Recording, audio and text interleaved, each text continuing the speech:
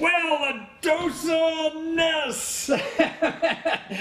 And you got a wonderful course that I need just so I make sure I say your name right. You know, I look at your name and I say, how the heck am I going to say that? And then I read about your language course, and God, you make language so easy. I mean, it sounds like a natural. I've been struggling with Mandarin for 3 years now. I know 12 words, and every time I say them, nobody who speaks Chinese understands what the hell I'm saying.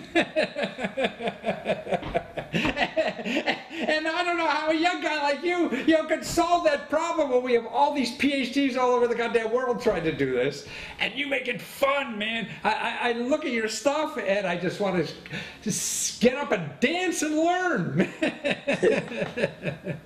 Yeah. So where did this come from? Where in your soul? Because you obviously are pouring your soul out in this. You know, does this idea or this need to help people with language come from?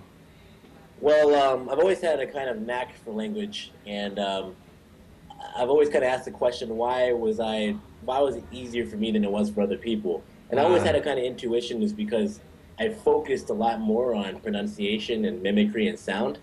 And I would tell this to people when they would try as well, but then it was also difficult for them to, like, hear a Chinese sound and then mimic it. So I did more research and did kind of stuff. I had an epiphany one day that you can actually teach that skill to other people. Teach that skill to hear a foreign language sound and then create it with your mouth.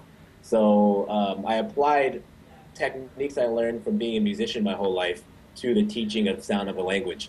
And because it's all musical and because at the end of the day we're doing this for fun, I always try to inject as much personality and good time having into the whole process. So it's good stuff, and that's basically what I focus on. Well, I mean, when you say that, I think I mentioned it earlier, it's sort of like, we complicate things as, intelligent humans. Like when I got to try to hit a golf ball, keep this straight, bend this, put your weight here, do that, and I forget about just hitting the goddamn thing, right? Exactly. Yeah. So with language, you're saying that, and when you have these raps and things like that, when you do that and you feel that rhythm, man, it's just, as the name of your course is, all about flow. It just happens. It's a natural process. If you let your naturalness come out, but because we think we're so smart. Exactly, yeah. That's the problem. People overthink language way too much. And I think the main problem is because we have our eyeballs, and our eyeballs always get in the way. At the end of the day, when you talk to somebody, you're not talking with your eyeballs. You're talking with your ears and your mouth. So if you close those, don't read anything, don't write anything, don't think, don't conjugate verbs in your head, don't do prepositions. Just mimic people. If a Chinese guy points to something and he says 苹果, and he's pointing to an apple, then you say 苹果next time you want an apple. Like, it's not hard. So all we're doing is just focusing on getting you to say 苹果 a little bit better. Getting you to say apple a little bit better. That's why kids learn so easy, because they don't have all that bullshit in their head already. Yeah, they don't have bullshit. They're not reading. You don't walk into a room and see a 2-year-old with Oxford Dictionary. But, what's the first syllable? The second syllable? Exactly. Dada. That's it. Oh, that's true. And I think it's such a natural now. In our life, because God, our country alone is going to be half foreign born people, before we in about 20 years. So that's it's a casserole everywhere, that we have to live. And what I see as an older person, not only having something to do with the mind, that forces it. Like I run every day to keep the muscles going. So how do you keep the brain going? I think learning a language like with your system is a fun way to keep that brain. Why do this? What's that? Philosophy or something on NPR I hear all the time. Some kind of brain, puzzles or bullshit. Why do I want to learn a bullshit puzzle for my brain? Practical, some practical. And I can get your course and learn some practical in a fun way. Yeah, that's the core of the message. Like you said, the world is becoming a casserole, and once again, people overcomplicate things and they focus on, okay, I have to learn these rules and these rules. I call it the mimic method because, in my own life, I come to realize in my travels that it's all about being able to adapt. And for example, I learned Portuguese in Brazil, and I went there. I went to Brazil, threw myself in the environment, had a bunch of crazy run-ins, had a gun pointed at my head one day when I woke up in the morning, lost all my money, a bunch of crazy stuff. But in the process, I adapted and very quickly spoke Portuguese well enough that Brazilians thought I was one of them. You learned the word for help, really. For help, for reality, for adapting. And then fast forward, I go to Portugal a few months ago where they speak a completely different Portuguese.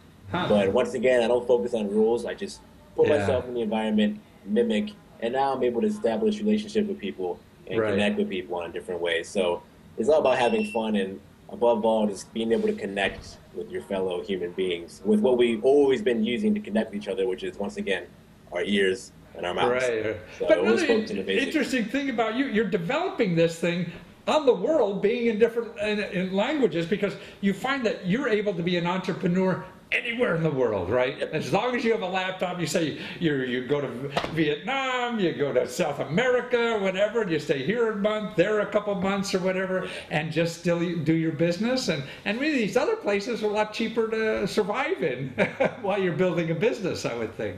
Yeah, exactly. I'm very fortunate to be born in this internet era where I can, you know, before if I had this idea of how I can revolutionize language, it's just me and like the guy next to me. I can't. But now I can reach out to anyone in the entire world just with my laptop, which means I can take advantage of my lifelong dream of traveling. And it helps out too when I travel, I learn a new language. It gives me more insight into how I can help people solve this problem even better. So that's why I do it, really. I see. Right. No, because that's why. You know, people want to learn a language, they hope to travel to Italy or whatever, or Mexico and things like that. But now, and also I think even in commerce, we want to learn Mandarin. Why? Because, you know, they're going to be the biggest economy, they're almost the biggest economy now. We want to sell something in the world. Man, you can't miss China, you know. Exactly, yeah. But I think what's wonderful, particularly us as developed countries, when you go to these other countries that are less developed, it gets you back to a little more reality about what life is really about. You know, like our world is so goddamn sophisticated. We worry about shit that, you know, like the tips of shoelaces or something like that. Exactly. It gives you a better appreciation for what humanity has been existing for the past million years. You know? And you feel more alive, you know, when you realize it knows about it. So you're helping not only people speak languages, but people have a better sense of what life is all about, I feel. You know, with you traveling around and understanding different cultures and trying to get us to be more natural in learning a language or speaking a language, and really that's understanding another culture, because it gives you an insight to yourself and to me a more meaningful life. Yeah, for me, I always focus, one of the things I seek out most is perspective. So you know, you go to China. Like, it's a very simple, stupid example. I was in Berlin last month, and I go to the ATM machine, or I walk into the building where the ATM machines are. And you know, you walk into one, and there's ATMs lined against the wall, and they're all facing you, and you have to look over your shoulder to make sure no one's checking your thing. So I go to this ATM in Berlin, and all the ATMs are pulled out from the wall and turned around. So you have to go around. Oh, I see. The line behind you is in the back, so there's no problem with people speaking. It's such a dumb, you know, but you take so many things for granted in whatever environment you're used to. What travel does is it flips things on its head and it makes you ask more questions, like, why do you do things this way, you know? And that's exactly. So the questions, it's all about questions at the end of the day, and just thinking of new solutions and new answers and new perspectives, you know? So you're able to travel around the world, have a business on the web, support yourself, and have a hell of a life and fun every day, it seems. And that's why people should at least watch your video, man, because you have so much fun trying to explain it to people. So you're on Kickstarter now, and that'll be there for a while. But even though you raised all your money, so you're building the product now, but really, you go to your website, which is Mimic Method, MIMICMETHOD.com, and that will get you either the Kickstarter, see that, or the videos on your site, and your current programs you have. And actually, the one you're working on now will be an enhancement, right, to what you have now. Yeah. Oh, that's wonderful. Well, you're a delight, and thank you so much for being there and sharing your joy with everybody else and encouraging us to learn more about what the hell other people in the world are doing. Exactly. Because that enriches all of us. So thank you so much. For sure. And I salute you. Take care. Take care.